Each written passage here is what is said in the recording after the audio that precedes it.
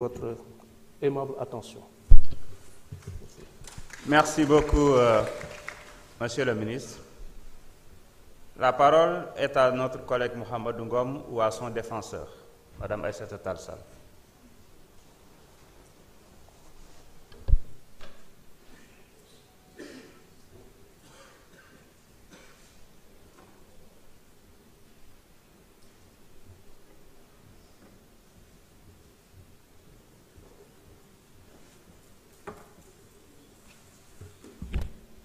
Je vous remercie, Monsieur le Président, mes très chers collègues.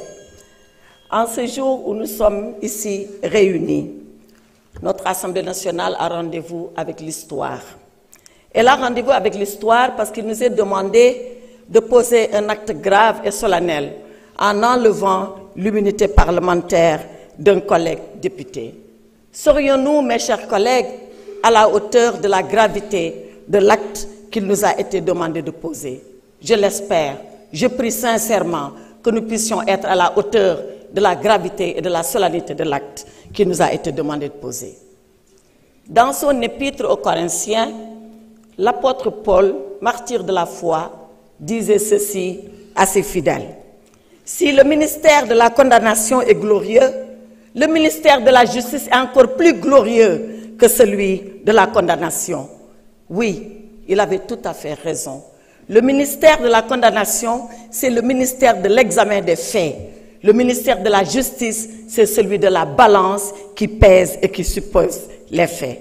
Avons-nous été justes avec notre collègue? Avons-nous pesé et supposé avant de prendre la décision?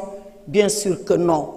Avons-nous été justes avec Farba Ngom lorsque nous stations sans dossier? Je le dis, je le répète et je le confirme. Oui, il m'a été transmis un dossier entre guillemets, 4 lettres de transmission sur des feuilles volantes. Si c'est ça un dossier, on est loin de l'idée qu'on se fait de notre mission. Avons-nous été justes vis-à-vis de notre collègue Mohamed Ngom lorsqu'il leur a suffi 10 jours, samedi et dimanche compris, pour statuer dans la précipitation sur cette demande de levée de l'immunité parlementaire? Avons-nous été justes lorsque nous sommes juges le jour et procureurs impitoyables la nuit? Voilà ce qui s'est passé. Et voilà pourquoi, dans la longue histoire de notre Assemblée, pour la première fois, une demande de levée d'immunité parlementaire a suscité autant de débats, autant de controverses et autant de polémiques. Et pourtant, il nous faut décider. Il nous faut décider parce que nous sommes l'Assemblée nationale. Il nous faut décider parce que nous sommes les représentants que le peuple a envoyés ici à notre place. Il nous faut décider parce que nous devons être une assemblée juste, une assemblée nationale, une assemblée souveraine et une assemblée de rupture, comme on l'a promis aux Sénégalais. Voyez-vous, Monsieur le Président, je m'en vais terminer sans presque plaider, sans presque vous dire ce que nous devons faire pour notre honorable collègue. Savez-vous pourquoi? Parce que notre honorable collègue n'a jamais voulu venir ici pour demander une quelconque protection.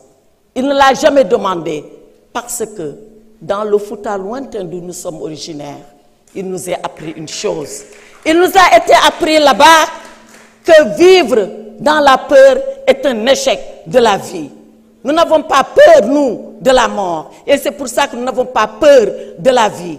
Et Mohamed Ngom est prêt à affronter la vie parce qu'il sait qu'il va affronter un jour la mort. Sousi maya, huli maya, sous maya, minen ko dum min jangina, ko dum min gandi, ko dum min muynina, ko dum wala men bibbi futankobe. Farbinu sousi mo wuur, obu sousi mawo may, te dum do ma gas ender Sénégal, min jabata ha ila yawmi dini, penali in pawe e do men, min jabata ha ila yawmi dini, gonga men ina tete.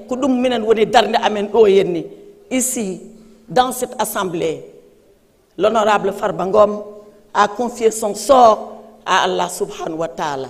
C'est le seul juge, c'est le dernier juge et c'est le meilleur juge. C'est le juge qui jugera ceux-là qui ont jugé. Jugeons pendant que nous pouvons encore le faire.